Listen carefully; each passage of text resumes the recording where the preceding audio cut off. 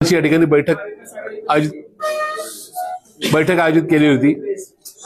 Advocate असीमजी Sarode त्याचबरोबर आमचे महाविकास आघाडीचे समस्त उमेदवार त्यांचे प्रतिनिधी यांची बैठक संपन्न झाली। याच्यामध्ये मागच्या 15 दिवसातला एकूण आमचा निवडणूक विषयक सगळा ना एकूण जो काय अनुभव आहे तो त्या ठिकाणी शेअर करण्यात आला। याच्यामध्ये आमचा हा पराभव जो आहे, पराभव झाल्यानंतर जनतेचा कौल स्वीकारण्याची मानसिकता आम्ही सगळ्यांनी मागची 25-30 वर्षामध्ये राजकीय जीवनामध्ये दाखवलेली आहे। पण दुर्दैवाने यावेळेसचा जो काय निकाल आहे हा जनतेचा कौल नसून हा समोरच्या महायुतीच्या उमेदवारांसाठी पडद्यामागच्या ज्या काही शक्तींनी जे काही यंत्रणा राबवली, ईव्हीएम मशीनच्या संदर्भातले जे काही बदल घडवले, त्याच्यातून झालेला हा पराभव आहे। त्याच्यामुळे हा पराभव आम्हाला मान्य नाही। आमचं याच्यामध्ये स्पष्ट मत आहे की ही जी काय मशिनरी आहे ही एकूणच हॅक करून प्रोग्राम देऊन केलेली आहे। या संदर्भामध्ये आज आम्ही सुरुवात करतोय, सातत्याने आम्ही तुमच्या समोर येऊ।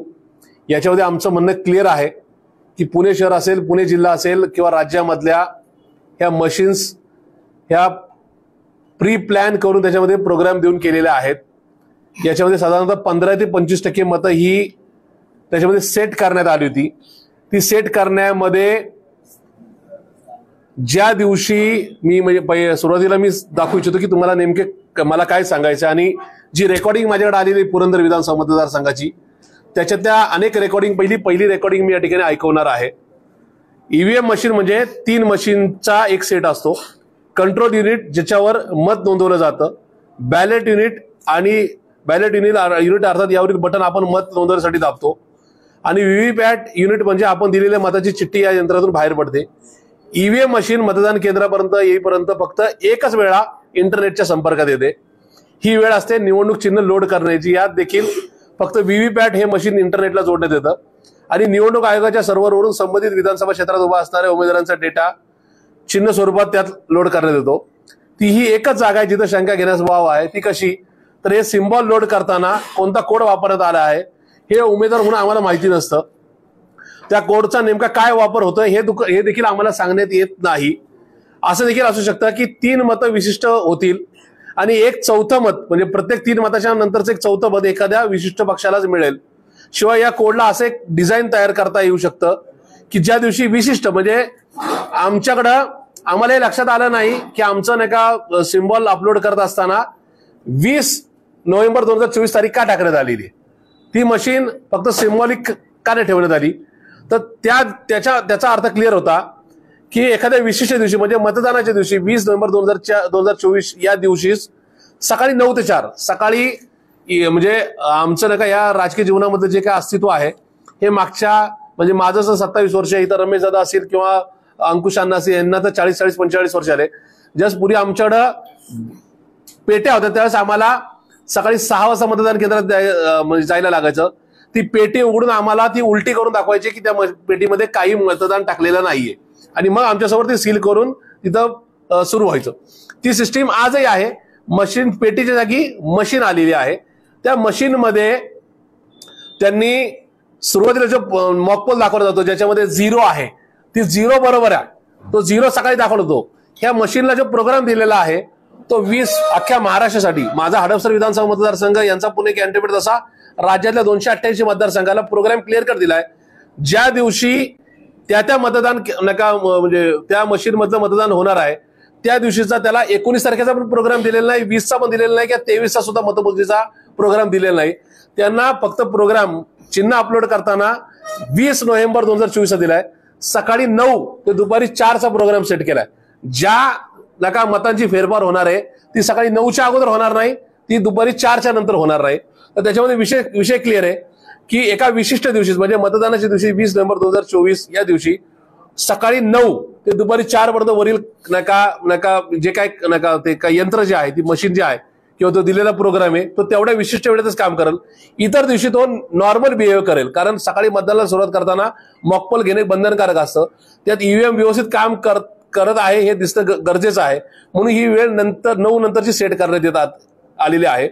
आणि समजा नंतर विरोधकांनी आक्षेप घेतला तर इतर दिवशी सुद्धा ते नॉर्मल बिहेव करतं आणि त्या तशी करण्याची सूचना, तशी कमांड त्या व्हीव्हीपॅटला देण्यात आलेली आहे।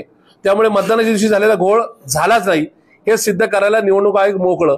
अर्थात या सगळ्या परिस्थितीमध्ये बाकीचे जे पुरावे गोळा करायचे ते माझ्यासहित बाकीची सगळी मंडळी गोळा करतात. अगदी मला तुम्हाला उदाहरण द्यायचं जर झालं तर माझ्या एका मतदारसंघातले मी आता उद्या व्हीव्हीपॅट माझ्याकडे 5% प्रमाणे 532 पैकी 27 व्हीव्हीपॅट मोजण्याकरता उद्या मी पैसे भरतोय निवडणूक आयोगाकडे. त्या 27 मशीन मोजले जातील. माझी निवडणूक याचिका दाखल होती ज्याच्यामध्ये मी आज जे काही मुद्दे तुमच्यासमोर खुलासा करणार नाही ते सगळे मुद्दे येत आहेत की या संदर्भात म्हणजे टॅम्परिंग कसं झालं, त्याचबरोबर नाही का टेंडर वोट कसं झालं, ह्या सगळ्या गोष्टी देणार आहेत. त्याच्या पलीकडे माझ्याकडे जे काही पुरावे येत आहेत जे फक्त माझ्या मतदारसंघापुरतं मर्यादित नसून इतर सुद्धा ठिकाणी आहेत त्याच्यामध्ये काही रेकॉर्डिंग्स माझ्याकडे आलेत की कार्यकर्त्या त्या मतदारसंघात तो उमेदवार महायुतीचा निवडून देण्याकरता कशा प्रकारे कार्यकर्त्यांना लावलं जातं. मधल्या 2.5 वर्षामध्ये राष्ट्रवादी काँग्रेस पार्टी जी आता पवार साहेबांची ओरिजिनल पार्टी होती त्या पार्टीतले आमदार किंवा त्याच्या अगोदर शिवसेना उद्धव साहेबांचा जो ओरिजिनल पक्ष आहे तो त्या पक्षाच्या धनुष्यबाणाचे त्याचे आमदार फोडण्याकरता या राज्यातल्या भाजपच्या एका वेगळ्या पडद्यामागच्या एका नेत्याला कामकाज दिलं होतं की ज्याच्या नावाने ज्यांनी कोणालाही चॅलेंज द्यायचं त्याच नेत्याकडे या सगळ्या गोष्टीची या इलेक्शनची जबाबदारी दिली होती. इस्रायलची नाही का टेक्नॉलॉजी घेऊन या संदर्भामध्ये 15 ते 25% मतदानामध्ये फेरफार करण्यात आलेला आहे. ते टॅम्परिंग करण्यात आलेलं आहे, ते सेट करण्यात आलेलं आहे. या संदर्भात पुढे मी तर कॉस्मोपॉलिटन भागातून निवडून होतो कायम. माझ्याकडं त्या संदर्भातले नाही का हितसंबंध नक्की आहेत. मी सुद्धा इस्रायली टेक्नॉलॉजी इस्रायलमध्येच काही जी आमची नाही का संबंधित मंडळी आहेत त्यांच्या माध्यमातून ही हॅकिंग हे टॅम्परिंग आणि या संदर्भात झालेल्या सगळ्या गोष्टी मी मिळवण्याचा प्रयत्न करतो. येणाऱ्या 10-20 दिवसामध्ये माझ्याकडे ती सुद्धा माहिती येईल. एक रेकॉर्डिंग बघतो तुम्हाला मी ऐकवतो. 118 बूथवरती नाही का नाही मला माणिकजींनी नंबर दिला होता तुमचा. ते म्हटलं की 118 नंबरला काहीतरी ईव्हीएम स्लो चालतोय वाटतं. 118 स्लो आहे. हा बरोबर आहे. हा बरोबर ना. तर ते आपलं स्ट्रॉंग बूथ आहे का ते? म्हणजे शिवसेनेला जास्त मतदान होईल का त्या बूथवर? हो आहे ना. असं आहे ना. म्हणजे मग आपल्याला फास्ट करता येईल नाही तर मग स्लो नाही आहे चांगलं. हे तुम्हाला मी ग्रुपवर टाकतो. याचा असा आहे की पुरंदर विधानसभेचा आहे 118 नंबर बूथ आहे. तिथं ते सांगतायत की मशीन स्लो चालू आहे. ही मशीन हे केंद्र आपल्या शिवसेनेला अनुकूल आहे का? ते जर अनुकूल असलं तर हे आपण फास्ट करू नाही तर स्लो ठेवू ज्याच्यातून नाही का या ठिकाणी मतदान हे तिथं त्या केंद्रावर स्लोच राहील. याचा अर्थ क्लिअर होता की इकडं बाकीचे कार्यकर्ते जे विरोधी पक्षाचे किंवा सत्ताधारी पक्षाचे हे आपापल्या मतदान केंद्रावर मतदार कसे येतील मतदान कसं होईल हे सगळं पाहत होते आणि त्यांचीच एक वेगळी सिस्टीम पडद्याच्या मागं या सगळ्या मशीन ऑपरेट कशा करता येईल ह्या सगळ्या पाहत होत्या. याच्यावर अर्थ क्लिअर आहे. त्याच्या पलीकडं राज्यातले सगळे पुरावे आता रोहित दादा सुद्धा या ठिकाणी काल पेजवरून प्रसिद्ध करतात. आमच्या राष्ट्रवादी काँग्रेस पार्टी शरदचंद्र पवार पक्षाच्या ऑफिशियल पेजवरून सुद्धा येत आहेत की या ठिकाणी समजा पाटणला गेला आणि नगर या ठिकाणी कराड उत्तरमध्ये गेला तर तिथला आमचा पडलेल्या उमेदवाराला 90,385 मतदान, शेजारी नाही का पाटणकर जे अपक्ष उमेदवार उभे राहिलेत त्यांना सुद्धा 90,385 मतदान. म्हणजे कुठेतरी प्रोग्राम सेट करताना याच्या पलीकडे जायचं नाही अशा प्रकारची व्यवस्था करण्यात आली. ज्या ठिकाणी म्हणजे आमचे रोहितदादा पवार किंवा या ठिकाणी माननीय जयंतरावजी पाटील साहेब जे निवडून आलेत तिथं त्यांना पाडायचंच होतं म्हणजे मशीन नका सेट करून. फक्त त्यांचा अंदाज किती एवढं चालतील अशा प्रकारचा अंदाज न आल्यामुळं त्यांनी मतदान कमी सेट केलं आणि इकडे हे 1200 मतांनी रोहितदादा निवडून आले जे मुळात 40 ते 50 हजार मतांनी निवडून येतील अशी 100% खात्री होती. तसंच मान्य जयंत पाटील साहेब जे कायम 70, 80, 90 हजार मतांनी निवडून येत आले तिथे त्यांनी मतं तेवढी सेट केली ज्या एवढ्या मतांनी ते पडतील. पण तिथं सगळे झंझावती नेता म्हणून त्यांनी एक राज्य पिंजून काढलं होतं त्याच्यामुळं ते मतदान सेट करताना त्यांचा अंदाज चुकला आणि मतदारांनी जास्त मतदान केल्यामुळे माननीय जयंत पाटील साहेब हे साधारणतः 10,500 मतांनी निवडून आलेत. हे सांगण्याचं तात्पर्य असं आहे की हा रडीचा डाव खेळण्याचं काम हे महायुतीने केलेलं आहे. असे पुरावे रोज आमच्याकडे येतात. आम्ही ते जनतेसमोर घेऊन जाणार आहोत. आमचं न्यायालयाला म्हणणं तेच आहे की जगातली टेक्नॉलॉजी मान्य न्यायालय सुद्धा मान्य ते उच्च न्यायालय असेल किंवा मान्य सर्वोच्च न्यायालय असेल ते सुद्धा जे डेस्क वापरतंय ज्याच्यामधून व्हिडिओ कॉन्फरन्सिंगच्या माध्यमातून नाही का ते हिअरिंग घेत आहेत ते सुद्धा इलेक्ट्रॉनिक आहे. ते सुद्धा मॅन्युप्युलेट करता येतंय. कृपया आमची विनंती आहे आम्ही असं म्हणणार नाही की आम्हाला कारमध्ये बसून बैलगाडीत बसवा की या ठिकाणी आमचे ईव्हीएम अजून कसं चांगलं करता येईल एकदा ते पहा. आणि ते जर जगातल्या सगळ्या अमेरिकेसहित सगळ्या देशांमध्ये क्लिअर कट कळतंय की ईव्हीएम हॅकच होतंय, ईव्हीएम मध्ये ईव्हीएम टॅम्परिंगच करता येते तर मात्र तुम्ही बॅलेट पेपरवर जा. आम्ही पुन्हा एकदा सांगतो, आम्ही 21व्या शतकातले नका कार्यकर्ते आहोत. आम्ही बिलकुल असं म्हणणार नाही की ईव्हीएम बंदच करा आणि तुम्ही नका बॅलेट पेपरवर जा. पण जर ईव्हीएम तुमच्याकडून जगातले सगळे जर सांगत असेल की ईव्हीएम टॅम्परिंग होत असेल तर ईव्हीएम बंद करून तुम्हाला येणाऱ्या स्थानिक स्वराज्य संस्थांपासून बॅलेट पेपरवर जाण्याचं नका तुम्हाला तयारी दाखवावी लागेल. मान्य सर्वोच्च न्यायालयाला, मान्य निवडणूक आयोग नका भारत सरकार यांना याचा निर्णय घ्यावा लागेल. भारतातली 150 कोटी लोकसंख्या ज्याच्याकडे पूर्ण मनुष्यबळ आहे, ज्यांना 5 दिवसाची टेस्ट कसोटी बघायला सुद्धा वेळ मिळतो, ते या ठिकाणी एक संपूर्ण 24 तासाची मतमोजणी पाहायला थांबू शकतात. जर बॅलेट नका पेपरवर मतमोजणी घ्यायला वेळ लागत असेल तर तेवढी सहनशक्ती भारतीय जनतेमध्ये, महाराष्ट्रातल्या आणि पुण्यातल्या जनतेमध्ये आहे. त्यामुळे आमची तुमच्या माध्यमातून विनंती आहे की आम्ही या सगळ्या संदर्भातले पुरावे रोज तुमच्या समोर आणणार आहोत. या माध्यमातून महायुतीने रेडीचा डाव खेळून ही निवडणूक जिंकण्याचा प्रयत्न केलाय, हा आमचा थेट आरोप आहे. निवडणूक आयोगाचं म्हणणे की ज्यावेळी आक्षेप घेण्याची वेळ होती त्यावेळेस कोणत्याही उमेदवाराकडनं आक्षेप घेतला गेला नाही. मुळात विषय असा आहे की तो जो पिरियड असतो तो 12 ते 15 दिवसाचा असतो.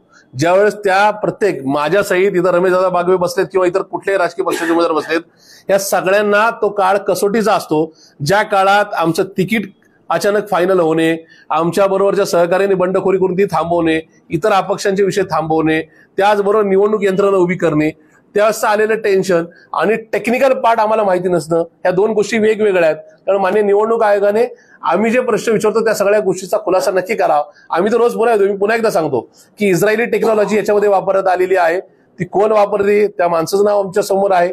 या सगळ्या गोष्टी घेऊन आम्ही समोर रोजच्या रोज येऊ. पण या संदर्भामध्ये आता महाराष्ट्रातल्या आणि देशातल्या जनतेने रस्त्यावर येण्याची गरज आहे. आताच्या केंद्र सरकारला, आताच्या केंद्रीय निवडणूक आयोगाला आणि मान्य सर्वोच्च न्यायालयाला आता या ठिकाणी झोपेतून उठवण्याची गरज आहे की बाबांनो जागे व्हा. हा फक्त आम्ही आमदार झालो का नाही झालो ह्याच्यापुरता विषय मर्यादित नसून भारतीय लोकशाही जिवंत राहील का नाही या संदर्भातला मोठा यक्ष प्रश्न आहे. हे जर होत राहिलं तर आताचे जे विद्यमान नाही का जे काय केंद्राचे नेते आहेत ते काळाच्या पडद्यावर जातील. पण ही धनदांडग्यांच्या आणि एकूणच माफिया लोकांच्या हातामध्ये ही सगळी निवडणूक यंत्रणा येईल आणि निश्चित या देशाचं वाटोळ होण्यास त्या ठिकाणी कारणीभूत राहतील. म्हणून आमची विनंती की आपल्या माध्यमातून हा आमचा आरोप हा एकूण जनतेपर्यंत आणि केंद्रीय निवडणूक आयोग आणि सर्वोच्च न्यायालयापर्यंत जावा, हीच आमची विनंती आहे.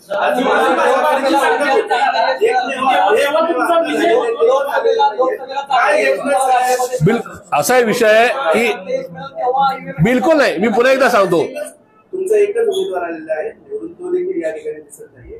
मात्र त्याला खात्री नाही का ती मुळात विषय असा आहे की माननीय बापूसाहेब पठारे हे परगावी आहेत. काल आमची खुलासा करतो, महाविकास आघाडीचे जे पराभूत उमेदवार आहेत त्यांचीच बैठक होती आणि त्याच्या पलीकडं आमची काल मुंबईची बैठक झाली विद्यमान आमदार निवडून आलेल्या आमदारांची आणि पराभूत उमेदवाराची.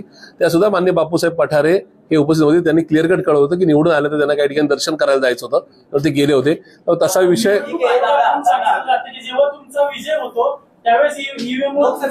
मुळात विषय असा आहे की हे जे काही निर्णय घेण्याचे अधिकार असतात हे केंद्रीय समितीला असतात. आमच्या तिन्ही पक्षाच्या नेत्यांनी त्यावेळेस सुद्धा 1-2 मुलाखतीमध्ये भारतामध्ये बॅलेट पेपरवर नका मतदान यावं या संदर्भात मागणी केली होती. हा पहिला भाग. दुसरा भाग विषय असा आहे की आता आमचे नेते या संदर्भात आपापली मतं मांडत असताना आम्ही तर पुराव्यानिशी चालवलो आहे. मी पुन्हा एकदा सांगतो, प्रशांत जगताप इथं धाडसाने समोर आलाय. उद्या आम्ही कुठे गन पॉईंटवर असू त्याची आम्हाला काही बिलकुल काळजी नाही. आम्ही आमच्यामधलं नका धाडस दाखवतोय आणि मी पुन्हा एकदा सांगतोय की आम्ही पुराव्यानिशी येत आहोत की या टेम्परिंग कसं होतंय, कसं झालेलं आहे आणि रोज या संदर्भात आम्ही खुलासे नक्की करू. पुरंदर विधानसभेतली आहे या संदर्भातले आम्ही लॅबोरेटरीला सुद्धा पाठवतोय. ज्या नावाची क्लिप आहे त्यांच्या नावाच्या संदर्भातलं मी सर्टिफिकेट घेऊन पुन्हा एकदा नाव सुद्धा जाहीर करणार आहोत. आताच्या क्लिपच्या अशा 10 क्लिप्स माझ्याकडे आहेत. याच्यातले शॉर्ट करून आम्ही या ठिकाणी तुमच्या समोर आम्ही ठेवत आहोत. संभाषण जे आहेत तिथं जे आहेत, मी पुन्हा एकदा सांगतो, मी लॅबोरेटरीला आज ते पाठवतोय. या संदर्भामध्ये नावानिशी जाहीर करणार आहे. मी ज्यावेळेस पुरंदर विधानसभेतली आता जे निवडून आले त्यांच्या संबंधित जर क्लिप जाहीर करत असेल तर त्यांचं नाव जाहीर करायला मला काय अडचण आहे. फक्त माझं म्हणणं असं आहे, डॉक्टर बाबासाहेब आंबेडकरांना मानणारा मी कार्यकर्ता आहे. संविधान हे सांगतंय की त्यांचं नाव जाहीर करायच्या अगोदर माझ्या हातात सर्टिफिकेट असेल, त्यांच्या मी ओरिजिनल नका व्हॉइस सुद्धा मागवलेला आहे आणि रेकॉर्डिंग दोन्ही मॅच करून मी त्या संदर्भात लॅबोरेटरीकडून सर्टिफिकेट घेणार की हे दोघांचं नाही का संभाषणची जे का आवाज आहे तो एकच ओरिजिनल आहे आणि त्याचं नाव मी जाहीर करणार आहे. आहे उद्या आम्ही त्या संदर्भात पैसे भरतोय. नाही नाही, त्या संदर्भात काउंटिंगच्या दिवशी रॅन्डम अधिकार होता, म्हणजे रॅन्डमली होते. म्हणजे आमचा निकाल लागल्यानंतर आम्ही आक्षेप नोंदवल्यानंतर 5 मशीनची मागणी केली, त्या संदर्भात सुद्धा त्यांनी ती थांबवली. आम्हाला जिल्हा निवडणूक अधिकाऱ्याकडून आम्ही मागणी तुमच्याकडून होकार आल्यानंतर आम्ही सांगू. त्याच्यात त्यांनी 1 तासाभराने आम्हाला होकार दाखवला आणि त्यांनी त्याच्यानंतर सगळ्या चिठ्ठ्या तयार करून 5 रॅन्डमली मशीन काढल्या. ते आमच्याही नव्हत्या किंवा त्यांच्याही बाय चॉईस नव्हत्या, त्या रॅन्डमली काढल्या.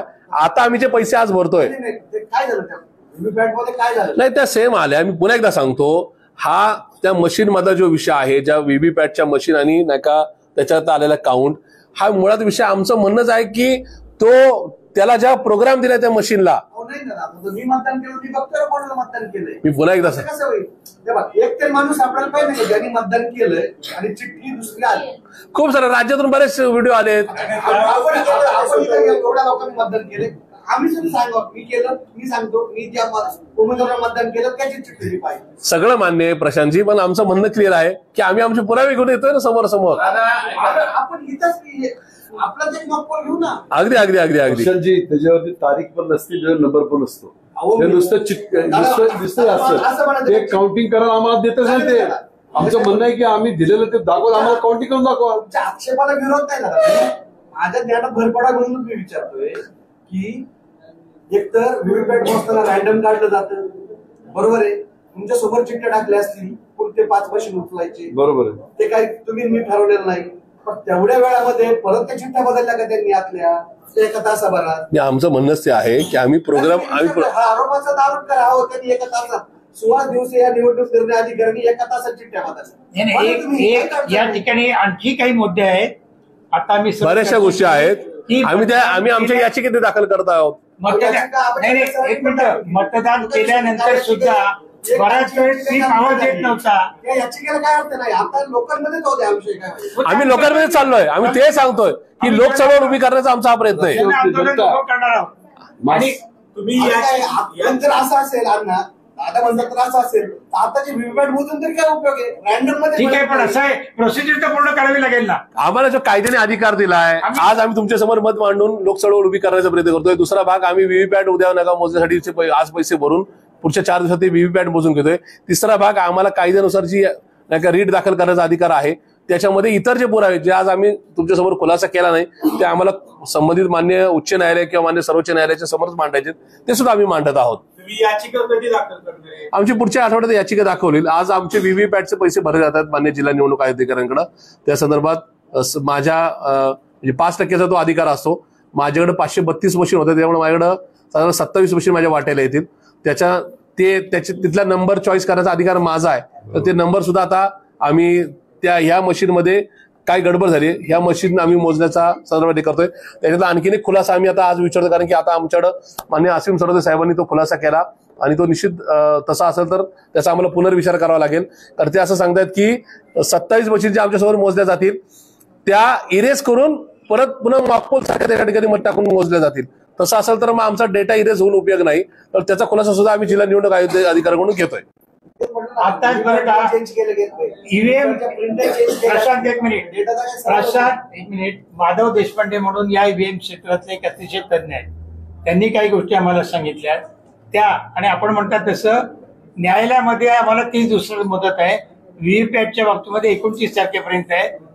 व्हीव्हीपॅटच्या तक्रारी ज्या आहेत त्या उद्या किंवा परत 2 दिवसामध्ये मुदतीत दाखल केल्या जातील. आणि आपण असं म्हणतात तसं एकीकडे न्यायालयीन लढाई, दुसरीकडे निवडणूक आयोगाची लढाई आणि जन आंदोलन, अशा 3 स्तरावरती आम्ही हा लढा पूर्ण चालवणार आहोत. आणखी काय पाहिजे असेल तर ऍडिशन आम्हाला सांगा, तेही आम्ही करू. थँक्यू.